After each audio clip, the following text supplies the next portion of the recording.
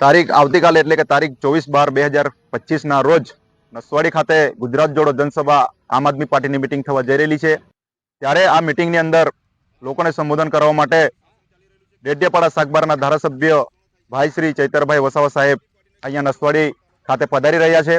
ત્યારે અમે નસવાડી તાલુકાના તમામ આમ આદમી પાર્ટીના પદાધિકારીઓ અહીંયા જે જગ્યા પર સભા થવાની છે એ જગ્યા પર ગ્રાઉન્ડની પૂર્વ તૈયારીઓ ચાલી રહેલી છે આવતીકાલના કાર્યક્રમ માટે।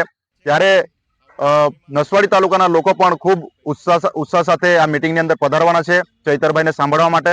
અને લોકો એવું કહી રહેલા છે કે આવનાર સમયમાં અમે સત્તા પરિવર્તન કરવાના એવું કહી રહેલા છે। આવનાર સમયની અંદર તાલુકા પંચાયત અને જિલ્લા પંચાયતની ચૂંટણી આવે છે, એને લઈને કેવી તૈયારી? આવનાર સમયમાં ગુજરાતની અંદર સ્થાનિક સ્વરાજની ચૂંટણી, તાલુકા અને જિલ્લા પંચાયતની ચૂંટણી આવવાની છે।